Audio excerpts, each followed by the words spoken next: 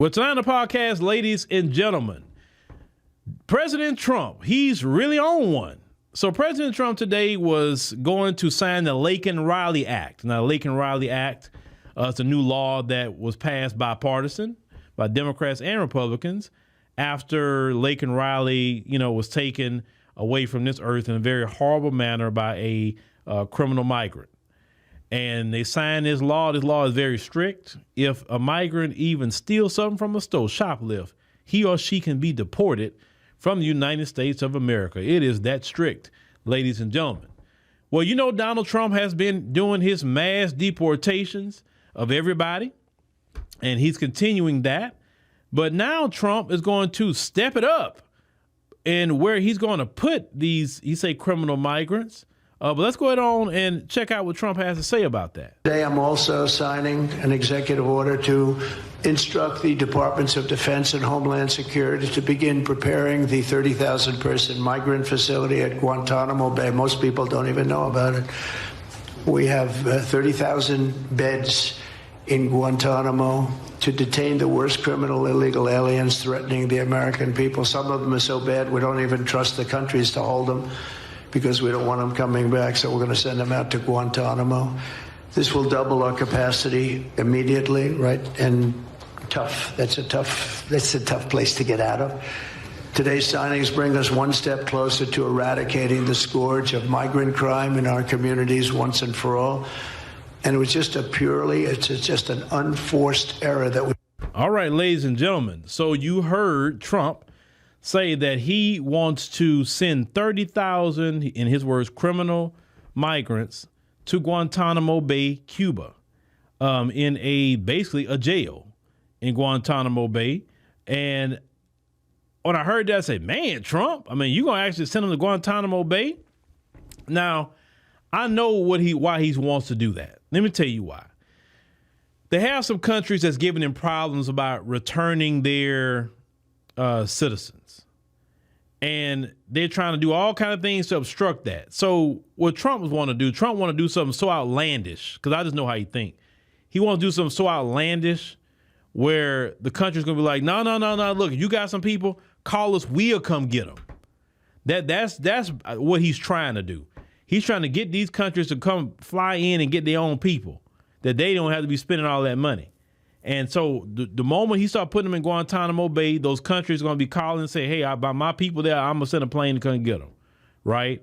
And that's just really what a lot of that is with Trump. He wants to make these countries comply with what he's saying about deportations. But a lot of these countries don't want their people back. And I've never seen that before. You don't want your own people back? You don't want your citizens back? Like, what kind of countries are y'all that you don't want your own citizens back? In a way, I kind of see why them people left, because shoot, what kind of country are you? You don't want your own people. But I've never heard of a president saying he's going to put some deport migrant criminals, let me say the criminal migrants, deport any of them to Guantanamo Bay. That is crazy. That is crazy. So they're saying now the way Trump moving, a lot of them is going into hiding. A lot of them is getting out the cities, because a lot of them was kind of congested into the major cities. So now a lot of them is getting out the cities. They getting out. They say, man, we got to pack up our stuff. We got to get out the city, because we hang in these cities. ICE is in these cities. Because really, if you look at the numbers, the majority of the migrants are in the big cities all over the United States. And if they just target the major cities, they'll get probably a good amount of them, right? So a lot of them are leaving. They leaving. They like, nah, we got to go, bro. We can't be here. Because ICE can only do so much.